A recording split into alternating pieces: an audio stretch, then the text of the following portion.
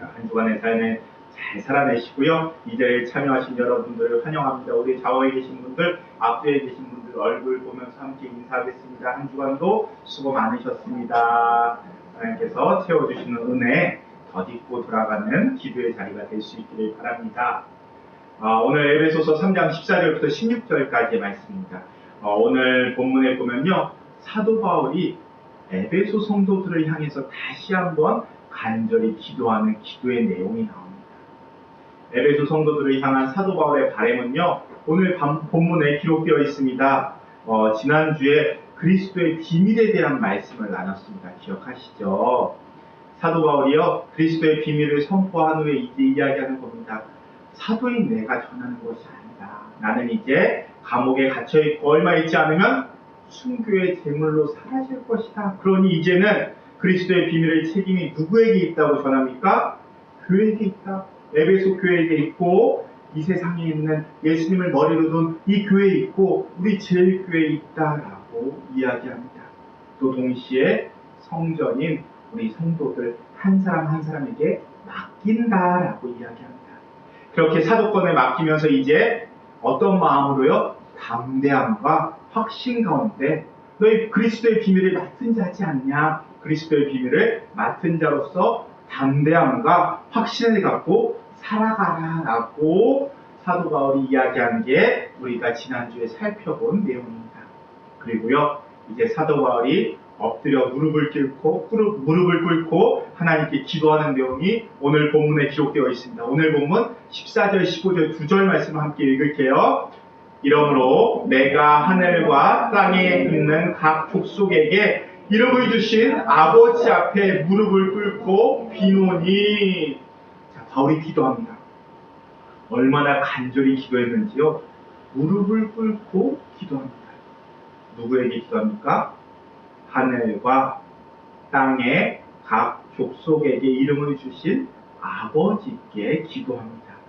자, 이 구절을 잘 보면요, 족속이라는 단어가 있습니다. 이 족속이라는 말은요, 원어로 보면요, 헬라어로 파트리아라는 헬라어 단어입니다. 자, 파트리아, 발음이 비슷한 단어 우리 떠오르는 건 뭐가 있죠? 패밀리요, 그렇죠? 파밀리의 패밀리. 자, 파트리아는요, 패밀리에서 나온 단어입니다. 그러니까 각 가족에게 라는 뜻으로 해석하시면 좋습니다. 그러니까 하늘에 있는 가족과 땅에 있는 가족들에게, 그리고 가족에게 이름을 주신 하나님 아버지께 무릎을 꿇고 기도한다는 뜻입니다. 그러니까 사도 바울이 지금 이야기합니다. 하늘에 있는 우리의 가족이 있다라는 뜻입니다. 먼저 하나님을 알고 또 주의 말씀을 선포하며 살았던 하나님의 백성들, 하늘에 있는 우리의 가족들이 있다라는 뜻입니다. 그리고 또 땅에도 가족이 있습니다. 이 땅에 있는 가족, 누구를 의미합니까? 혈연관계의 가족들도 물론 의미하지만요, 동시에 우리가 앞에서 살펴봤던 우리 한 장 옆에 보면 2장 19절에 뭐라고 써 있어요? 그러므로 이제부터 너희는 외인도 아니요, 나그네도 아니요, 오직 성도들과 동일한 시민이요, 하나님의 권속이다 이야기합니다. 이때 권속이 무슨 뜻이라고요? 식구, 가족이라는 뜻입니다. 그러니까요, 한 가족, 하나님을 아버지로 모시는 한 가족이 된 교회를 위해서 기도하는 겁니다. 하늘과 땅에 있는 우리의 가족들, 이방인과 유대인을 통틀어서 하나님을 아버지라고 모시고 하나님을 아버지라고 부르며 살아가는 이 가족들, 그 이름들을 위해서 사도 바울이 기도하고 있습니다.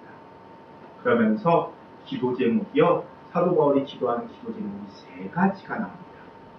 오늘 이 기도 제목 세 가지를 다 살펴보면 좋겠지만 시간 관계상 첫 번째 기도 제목까지만 묵상하도록 하겠습니다.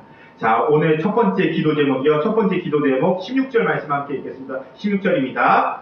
그의 영광의 풍성함을 따라 그의 성령으로 말미암아 너희 속사람을 능력으로 강건하게 하시오며. 자, 첫 번째 기도 제목이 무엇입니까? 너희 속사람을 무엇을요? 속사람을 능력으로 강건하게 하옵소서 기도합니다. 그냥 기도하고 있는 것도 아니고요. 사도 바울이 무릎을 꿇고 간절하게 기도합니다. 하나님, 에베소 교회에 있는 성도들, 그 에베소 교회 성도들의 속사람을 강건하게 하여 주옵소서 기도합니다. 지금 우리의 삶의 수준은요, 인류사 가운데 가장 부유하고 풍성한 시대를 살고 있습니다. 제가 어렸을 때만 해도요, 초등학교 다닐 때, 아니, 그때는 국민학교였죠. 여기 초등학교 졸업하신 분 없으시죠? 그쵸? 초등학교 졸업하셨습니까? 아, 그쵸. 저도 중간에, 아닙니다. 저는 졸업하고 가셨습니다. 예. 자, 제가 어렸을 때 학교 다니면요, 꼭 학교 선생님들이 그런 단어를 이야기했습니다. 보릿고개라는 이야기를 했습니다. 여기서 보릿고개를 겪어보신 분이 있으신가요? 없으시죠? 그쵸? 저도 선생님들한테만 들었습니다. 그쵸? 보릿고개라는 단어를 여러 번 들었습니다. 배고픔을 견뎌야 하는 시간이 있었다. 먹고 사는 것이 큰 어려움이었습니다. 그런데 지금 어때요? 저를 보시면 아시겠지만 건강을 위해서 일부러 덜 먹어야 하는 시대가 되었습니다. 한국만 경제 성장해서 그런가요? 아니요. 세계적으로 식량이 부족하지는 않습니다. 생산량이 비약적으로 증대됐고요. 경제가 발전되었습니다. 다만 아직도 굶는 사람이 있다면 그것은 경제 발전의 혜택을 비백신적으로 누리고 있기 때문입니다. 누군가 창고에 쌓아두다 보니 못 먹는 사람이 있는 거죠. 전체 평균으로 보면요. 부가 어마어마하게 늘었습니다. 우리는 불과 100년 전, 아니 수십 년 전만 해도요. 비교할 수 없을 정도로 부유하고 풍족한 삶을 살아가고 있습니다. 그럼 우리가 그렇게 먹고 사는 문제는 풍요로워졌는데 과연 에베소서가 보여주는 초대교회 시대보다 우리의 영적인 수준도 풍요로워졌는가라는 질문을 던지게 됩니다.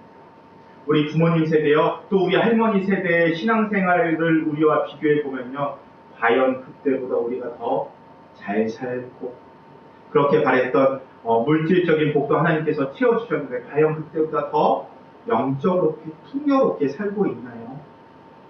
우리 부모님 세대는요, 교회가 많지 않아서요, 30분, 1시간씩 기본적으로 걸어서 교회를 다녔습니다. 새벽 기도는요, 새벽 기도에 한국에서 시작된 모습입니다. 물론 교회 역사 가운데 수도원을 비롯해서 이른 시간에 기도하는 모습은 있었지만 지금 우리가 드리는 새벽 기도의 형태는요, 한국에서 시작되었습니다. 지금도 홍콩 땅에서 새벽 기도에는 한인교회만 있죠. 그리고 그 모습은 농경사회의 모습을 반영했을 겁니다. 농사 지으시는 분들 정말 새벽같이 일어나서 일하러 가시죠. 기본적으로 농사는요, 해가 있어야지 할 수 있습니다. 적어도 이전에는 그랬습니다. 그러니까 해 뜨는 시간에 일하러 나가야 되니까 해 뜨기 직전에 모여서 기도했습니다. 그 모습이 새벽 기도의 시작입니다. 그렇게 해가 뜰 무렵에요. 그리고 해가 뜨기 전에 새벽 기도를 드리기 위해서 3시에 일어나서 준비하고요. 또 아기 들쳐매고 새벽 기도에 참석했습니다. 또 교회가 없으니 교회가 멀다 그랬죠. 가면서 1시간, 오면서 1시간. 그렇게 오가는 시간 뭐 있겠습니까? 새벽 기도에 나가는데 기도하고 찬양하고. 교회도 많지 않았고요. 목회자도 많지 않았습니다. 또 교회에서 할 수 있는 프로그램이요 없었습니다. 그래서 오로지 교회에서는요, 교회에서 가르치는 것은 설교하고 기도하는 것, 이 2가지밖에 없었습니다. 그렇게 우리 어머니, 아버지 때, 할머니 세대의 신앙생활은요, 그저 모이면 기도하고, 흩어지면 전도했습니다. 아버지 학교, 큐티 학교, 제자 훈련, 이런 프로그램 없었습니다. 그냥 모이면 성경 읽고요. 또 목사님이 설교하시면 그 설교 내용 적어서 그거 같이 나누는 것이 전부였습니다. 찬송가 예로 들어볼까요? 신앙생활을 오래 하신 할머니 권사님 때 가면요, 가끔 악보 없는 찬송가, 가사만 한글로 크게 적혀있는 찬송가들이 있습니다. 보신 적 있으신가요? 다들 보셨죠?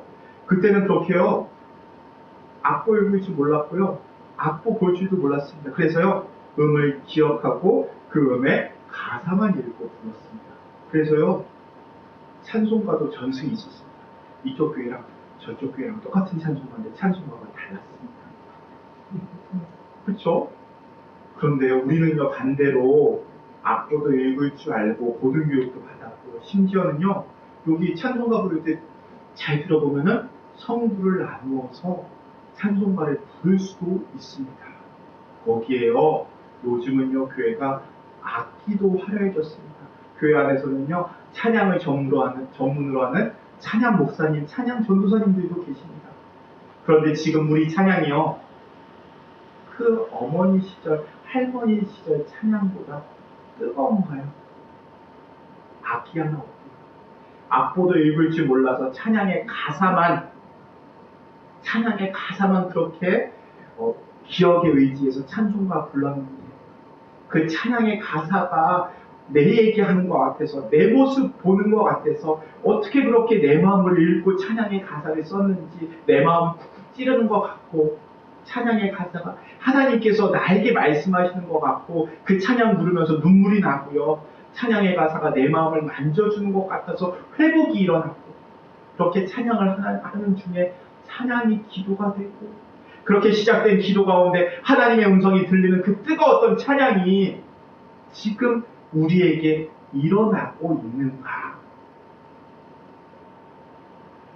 그렇지 않죠. 왜 그럴까요? 분명히 그때보다 우리 음악 수준도 높아졌고요. 우리도 노래도 훨씬 더 잘 부르고요. 찬송가 부르면서 알토도 부르는 분들도 있고 악기라고는 그 시절에는 쓰러져가는 풍금 하나가 전부였는데요. 그마저도 없을 때가 더 많아서 그저 목소리로만 찬양했었던 그때 이렇게 에어컨도 없어서요. 땀 삐삐 흘려가며 더위 속에서 찬양 부르던 그때보다 우리는 더 많은 것을 가지고 있는데 더 좋은 조건에서 찬양하고 더 찬양에 집중할 수 있는 여건을 가지고 있는데 우리는 그때보다 뜨겁게 찬양하고 있나요? 제일교회에서 많은 분들이 저를 찾아오셔서 말씀하십니다. 목사님, 우리도 찬양이 뜨거웠으면 좋겠습니다. 그러면서 어떤 분 말씀하십니다. 우리도 찬양 전문 사역자가 필요합니다. 또 어떤 분은 말씀하십니다. 반주 전문가도 필요합니다. 반주자가 더 많아야 될 것 같아요. 또 어떤 분 찾아와서 말씀하십니다. 목사님이 다른 곳이 아니라 찬양에 집중해 주셨으면 좋겠습니다. 말씀하십니다. 맞는 얘기입니다. 우리가 점점 채워가야 할 부분입니다. 그런데 솔직하게요. 우리의 찬양이 더 뜨겁지 못한 이유가 정말 그런 이유 때문일까요? 교회가 더 전도하지 못하고 더 뜨겁지 못하고 더 부흥하지 못하는 이유가 교회가 프로그램이 부족하기 때문에 교회가 장소가 좁기 때문에 교회 사역자 수가 적기 때문에 사역자의 능력이 부족하기 때문에 그리고 예산이 없기 때문에 정말 그런 이유 때문일까요? 우리가 영적으로 풍요롭지 못한 것이 재정이 부족하고 프로그램이 부족하고 교회 여건이 부족하기 때문일까요? 분명 우리는요, 우리 아버지, 어머니 세대보다요, 할머니 세대보다 교회도 더 많아졌고요, 프로그램도 더 많아졌고요, 배움도 깊어졌고요, 여기 계신 분들 수준도 훨씬 높아졌는데 우리가 영적으로 더 풍요롭게 살고 있는가? 이 질문에 우리는요, 선뜻 그렇다라고 대답하기 어렵습니다. 우리의 환경과 삶의 수준은 높아졌는데 신앙의 내면은요, 어쩌면요, 더 가난해지고 더 궁핍해졌습니다. 경제적인 이야기를 하는 것이 위험한 일이지만 분명히요, 우리는 우리 어머니 세대보다요, 더 많은 헌금을 냅니다. 헌금 금액이 어마어마하게 늘어났습니다. 그런데 우리가 드리는 헌금이요, 내 수입에서 퍼센테이지로 볼 때 우리 어머니가 드렸던 그 헌금의 퍼센트보다 더 높을까요? 왜 그럴까요? 그 이유는요, 사람들 관심이 눈에 보이는 겉사람에만 있기 때문입니다. 우리 어머니 세대보다 분명히 더 부유해졌고 더 잘 살게 됐는데 내면의 관심이 줄어들었기 때문입니다. 우리는 부자로 사는 것에 신경을 많이 쓰지만 내면의 부유함에 대해서는 상대적으로 관심을 많이 갖지 못합니다. 우리는 건강해지기 위해서요, 여러 가지 보조제를 복용하고요, 건강을 위해서 염려합니다. 음식도요, 가려서 먹어요. 유기농 먹으려고 노력하고요, 밸런스 맞추려고 노력하고요, 또 보조제 약도 많이 먹습니다. 비타민도 많이 먹습니다. 이렇게 건강을 위해서 염려하지만 영적인 건강에 대해서는 그렇게 관심을 갖지 못합니다. 육의 양식에 대해서 관심이 많습니다. 그 증거를 요즘에는요, 유튜브에 들어가면요, 먹방 유행한 지 한참 됐고요, 우리 맛집 찾아다닙니다. 홍콩에 방문하는 많은 사람들이요, 맛집 탐방하기 위해서 비행기 타고 홍콩에 옵니다. 그런데 영의 양식에 대해서는 요즘 사람들이 관심을 갖지 않습니다. 나의 내면을 채우기 위해서 비행기를 타고 어느 곳에 방문해야겠다. 이런 모습 보기 힘든 일입니다. 땅에 많은 것을 쌓아두지만 하늘에 보화를 쌓아두려고 하지 않습니다. 세상의 쾌락에는 관심이 있지만 영적인 즐거움에는요, 우리 어머니 세대보다 관심이 없어졌습니다. 그것은요, 지금이나 에베소 교회 이 시대에나 똑같은 것 같습니다.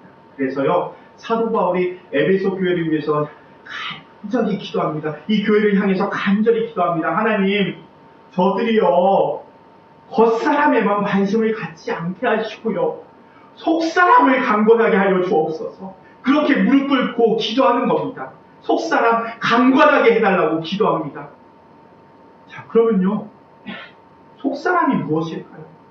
지금 사도 바울이요, 속사람이라는 단어를 쓰고 있는데, 속사람 무엇입니까?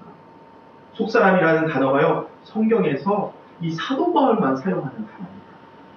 성경 통틀어서 이 속사람이라는 단어 딱 3번 나옵니다. 로마서, 에베소서, 고린도후서 이렇게 3번 나옵니다. 이 속사람이 무엇이냐면요, 하나님의 형상으로 지음받은 나의 모습. 그 모습이 죄로 인하여 탈락하고 잃어버린 이 형상, 그 형상을 뜻합니다. 다시 한번 정리하자면요, 하나님의 형상대로 지음받았던 우리의 모습. 그런데 그 모습이 죄로 타락하고요, 그 모습을 우리는 점점 죄에 가려져서 잃어갑니다. 잃어버린 그 형상이 바로 속사람입니다. 쉽게 이야기하자면요, 한마디로 하면은 하나님을 닮은 영혼입니다. 자, 우리 고린도후서 4장 16절 한번 보겠습니다. 오늘 성경 조금 찾아야 된다 그러니까 에베소서 손가락 끼고요, 고린도후서 4장 16절입니다. 고린도후서 4장 16절입니다.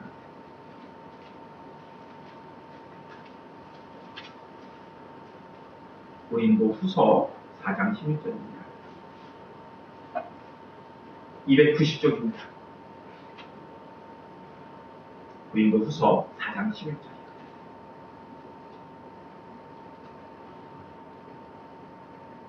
이 290쪽에 있는 고린도후서 4장 16절 찾으셨죠? 예, 우리가 함께 읽겠습니다. 그러므로 우리가 낙심하지 아니하노니 우리의 겉사람은 낡아지나 우리의 속사람은 날로 새로워지도다. 자, 우리의 겉사람은 어떻게 된다고요? 낡아지죠. 겉사람은요, 말 그대로 우리 육체, 눈에 보이는 우리의 몸을 이야기합니다. 그러나 속사람은 어떻게 된다고요? 날로 새로워진다라고 이야기합니다. 이 겉사람이라고 하는 것은요, 시간이 갈수록 늙어갑니다. 자, 어떤 과학자는요, 좀 파격적으로 얘기해서 성장이 끝나는 순간부터 바로 노화다라고까지 이야기합니다. 그러니까 여기 계신 분들은 죄송한 말씀인데요, 우리는 다 여기 계신 분들은 점점 늙어가고 있습니다. 아무리 어떻게 운동을 해도요, 아무리 좋은 화장품을 발려도요, 아무리 의학의 힘을 빌려도 어쩔 수 없습니다. 우리의 겉사람은요, 낡아갑니다. 그런데 속사람은 어떻게 된다고요? 시간이 갈수록 새로워집니다. 왜냐하면요, 주님을 닮은 그 영혼이 구원의 때가 가까이 오면서 점점 더 힘을 얻어가기 때문입니다. 자, 하나님 나라를 유업으로 주시겠다는 약속, 그 약속이 가까워지기 때문에 우리의 속사람은 날로 새로워진다라고 바울이 이야기합니다. 그래서요, 우리가 날마다 기도해야 될 제목은요, 겉사람이 아닙니다. 그러면 뭘 위해서 기도해야 되나요?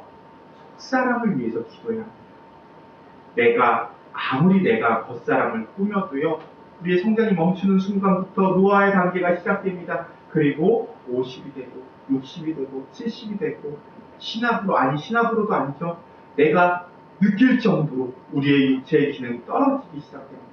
망가지기 시작합니다. 그리고 가장 약한 부분부터 질병이 드러납니다.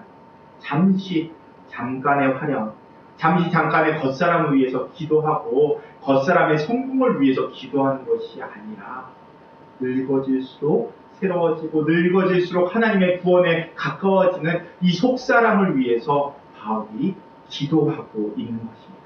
그리고 그런 기도를 본받아서 에베소 교인들이요, 그리고 우리들이요, 제일교회 우리들이 그렇게 기도하기를 가르치고 있는 것입니다. 우리 자신을 위해서 기도할 때 건강을 위해서 기도하는 것 중요하고요. 성공을 위해서 기도하는 것도 중요합니다. 무엇보다 우리가 우리의 자녀들을 위해서도 기도하는 것 중요한데요. 먼저 우리의 속사람을 위해서 기도해야 합니다. 자녀를 위해서 기도할 때도요.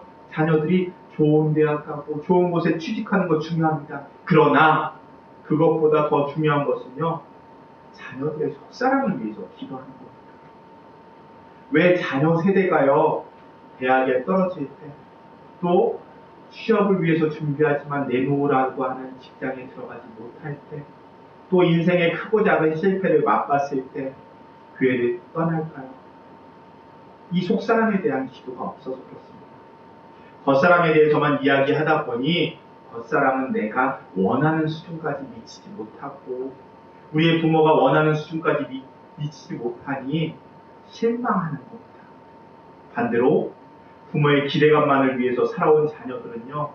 자 이제 내가 엄마가 원하는 대학 들어갔으니까 됐죠? 나 이제 교회 떠납니다. 교회만 떠나면 다행이죠. 제가 있었던 교회에서 그렇게 의대 들어주는 가정이 있었습니다. 그런데 그 가정에서 아이가 결국 의대에 합격합니다. 엄마가 그렇게 바라던 의대에 합격합니다. 그런데 그 아이가 의대 합격증을 받고 스스로 목숨을 끊었습니다. 지금까지 엄마가 원하는 대로 살았으니 이제 엄마 곁을 떠나고 싶다고 스스로 목숨을 끊었습니다. 속사람의 강건함이 없이는요. 세상의 성공이 우리의 마음을 그리고 우리 자녀들의 마음을 채워주지 못합니다. 사람은요. 겉사람이 좀 낡아져도 괜찮습니다. 겉사람 좀 실패해도 괜찮습니다. 그러나 속사람이 강건하면요. 그 사람은 상황에 지배되는 것이 아니라 상황을 뛰어넘는 상황을 지배하는 그러한 신앙인으로 자라갈 수 있습니다. 사도신경에 보면요. 이런 구절이 있습니다. 거기로부터 살아있는 자와 죽은 자를 심판하러 오십니다. 자 그럼 누가 심판하러 오십니까? 예수님께서 심판하러 오십니다. 그러면 살아있는 자, 죽은 자를 심판한다고 하셨는데 살아있는 자와 죽은 자의 구별법이 뭡니까? 누가 살아있는 자입니까? 이렇게 호흡하는 자, 숨이 붙어있는 사람이 살아있는 자일까요? 성경에서 말하는 살아있는 자는요. 속사람이 살아있는 사람을 의미합니다. 예수님께서 마지막 때에 대해서 이렇게 말씀하십니다. 우리 번거롭지만 마태복음 24장 31절 한번 볼게요. 마태복음 24장 31절입니다. 마태복음 24장 31절. 마태복음 24장 31절이요.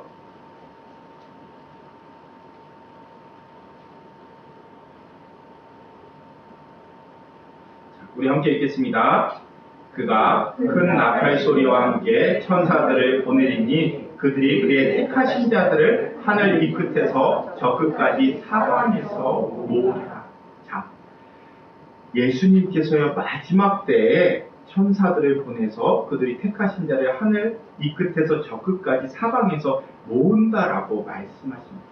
그리고 그 앞에 어떤 말씀이 있냐면요.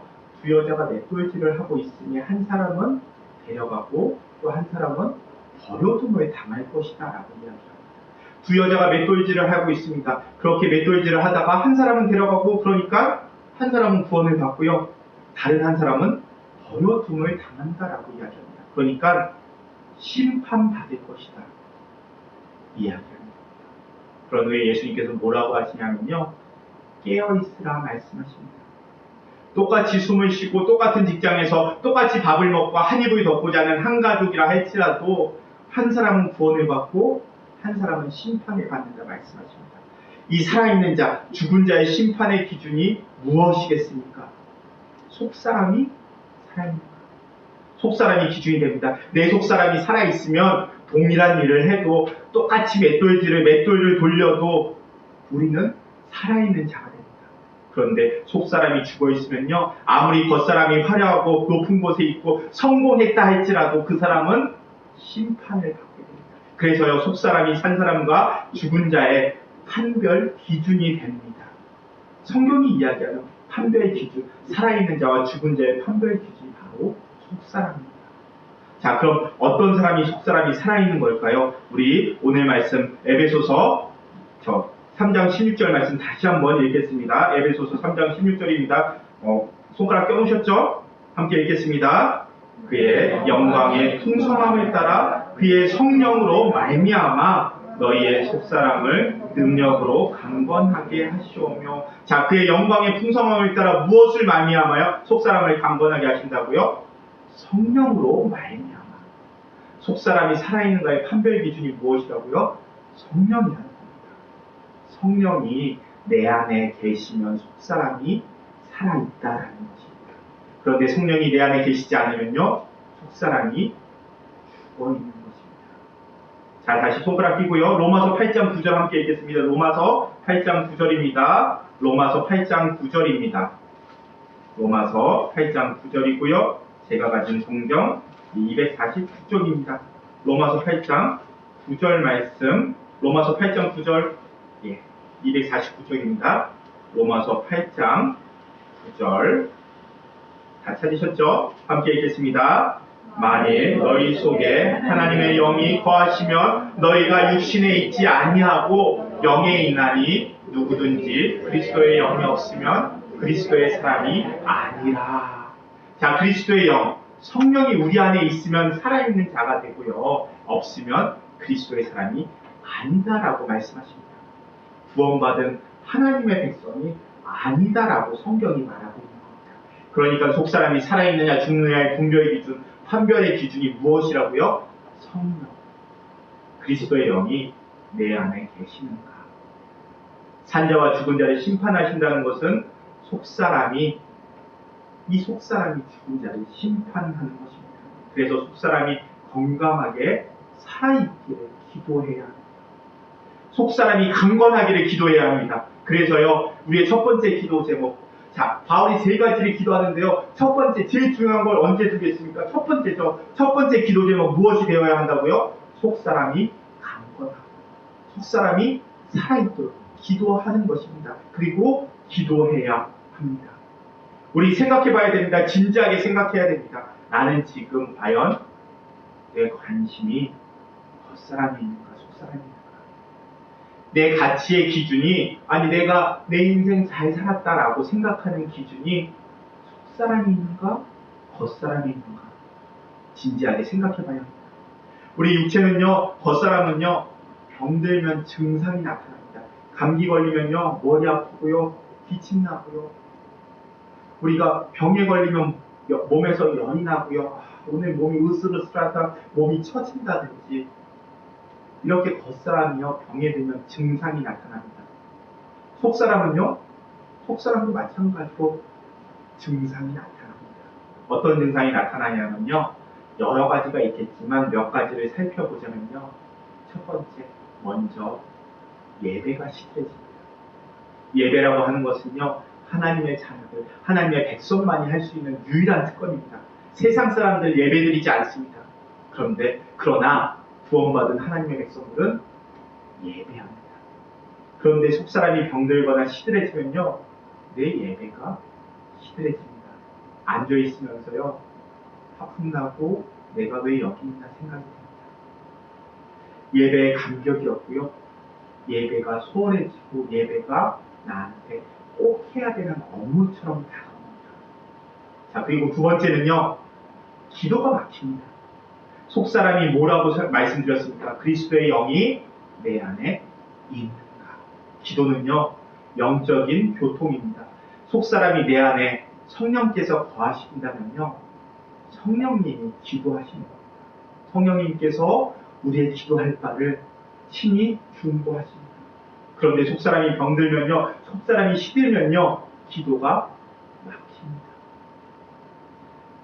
옛적에 내가 성령 충만했을 때, 하나님 경험했다고 생각했을 때 5분 정도 기도한 것 같은데 눈 떠보니 1시간을 기도하고 있었는데, 지금은 성령이 소멸돼서 속사람이 시들어지고 병들어서 나 분명히 1시간쯤 기도한 것 같은데 눈 떠서 시계를 보니 5분 지나 있습니다. 그래도 1시간 채워야지 하고 또 기도했는데 눈 떠보니 3분 지나 있습니다. 이게 속사람이 병들었을 때 나타나는 증상입니다. 그리고 세 번째는요, 영의 양식인 하나님의 말씀을 잃지 않고 묵상하지 않습니다. 밥을 먹어야 건강해지지 않습니까? 당연한 말이죠. 당연히 영의 양식 먹어야죠. 그것이 무엇입니까? 영의 양식이 무엇이라고요? 말씀입니다. 하나님께서 매일매일 주시는 만나, 영생하도록 우리를 살리시는 이 만나 먹어야 합니다. 그 만나가요, 말씀이고 말씀이신 예수 그리스도입니다. 말씀이 육신이 되어서 이 땅에 오신 분이 바로 예수님입니다. 그러니까 말씀이 우리의 영의 양식입니다. 그런데 몸이 병들면요, 입맛이 없어지기 마련입니다. 그러니까 말씀이 우리의 영의 양식인데 우리의 영이 병들어서요, 입맛이 없습니다. 그래서 안 먹습니다. 몸이 약한 아이들의 특징이 뭔지 아시죠? 몸이 약한 아이들 안 먹어요. 밥을 숟가락으로 떠주고 따라다니면서 먹여야 돼요. 그래도 안 먹습니다. 마찬가지입니다. 속사람이 병들거나 약한 사람은요, 말씀 안 먹습니다. 먹어도요, 맛이 없습니다. 지루합니다. 뭔 맛인지 모르겠습니다. 모래알 씹는 것 같습니다. 내가 떠서 꼭꼭 씹어 먹어야 하는데 그냥 일주일에 한 번 듣는 말씀조차도 버겁습니다. 자, 그리고요, 속사람이 죽어가는 병들고 약한 사람의 네 번째 특징은요, 모든 일에 부정적이고 불평과 비판이 늘어납니다. 몸이 약한 아이들이 짜증이 많습니다. 그렇죠? 그래서 아이가 짜증이 많으면 우리 부모님들 얘기하죠. 고양이라도 한 척 해먹여야겠다. 어른들이 얘기합니다. 마찬가지입니다. 이렇게 속사람이 병들면요, 짜증이 납니다. 그리고 영적인 탈진에 의해서 나도 모르게 한숨 쉬고요, 원망과 불평이 늘어납니다. 하나님이 우리 성도들에게 맡기신 가장 신령한 일, 가장 복되고 영광스러운 일이 무엇입니까? 하나님께 예배드립니다. 우리를 지으신 목적이 예배에 있습니다.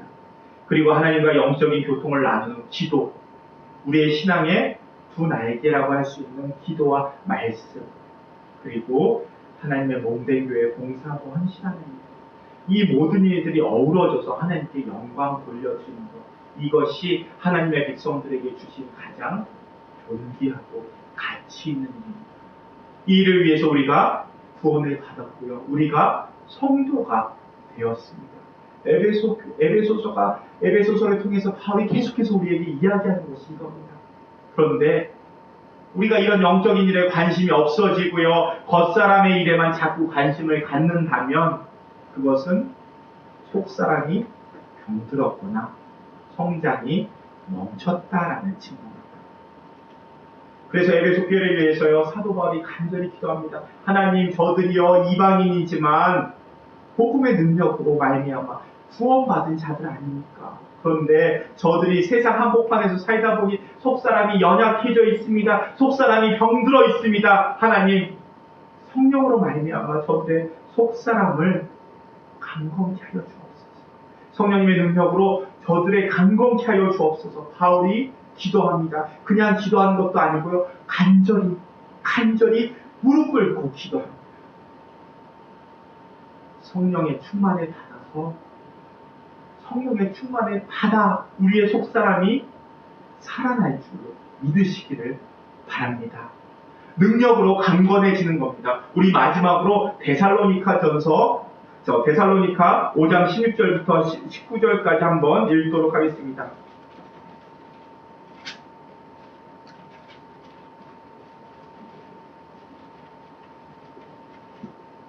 자, 데살로니카전서 5장 16절부터 19절까지의 말씀, 우리 잘 알고 있는 말씀이죠. 5장 16절부터 19절까지의 말씀, 334쪽입니다. 데살로니카전서 5장 16절부터 19절까지의 말씀 다 찾으셨죠? 5장 16절부터 19절까지의 말씀, 여기에 외우시는 분들도 있을 겁니다. 외우셔도 괜찮습니다. 우리 함께 읽도록 하겠습니다.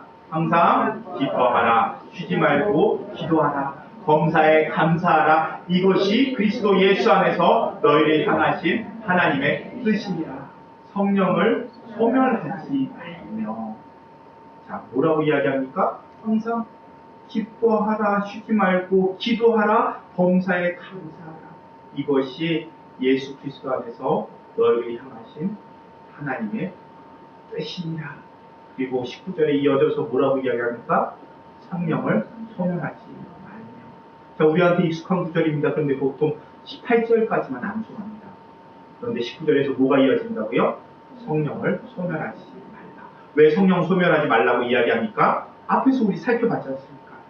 이것들이 다 성령 충만의 증거이기 때문입니다. 16절부터 18절까지가요, 성령 충만의 증거이기 때문입니다. 그러니까 성령이 소멸하면요, 기쁨이 사라지고, 기도가 사라지고요, 감사가 불평으로 바뀐다는 것입니다. 그래서 성령 충만을 받을 때 우리의 속사람이 살아나고 기뻐하게 됩니다. 쉬지 않고 기도하게 되고요, 범사에 감사하면서 하나님의 뜻에 따라서 살아가게 된다는 겁니다. 우리 사랑하는 제2교회 성도 여러분, 바라기는 속사람의 강건함을 위해서 바울처럼 간절한 마음으로 무릎 꿇고 기도할 수 있기를 바랍니다. 그래서요, 성령 받기를 사모하여서 기도할 때 성령께서 역사하시고 우리의 속사람의 능력으로 강건하게 붙들어 주심을 믿으면서 기도의 자리로 나아가는 우리 제1교회 모든 성도님들, 여기 계신 한 사람 한 사람이 되시기를 주님의 이름으로 축원합니다.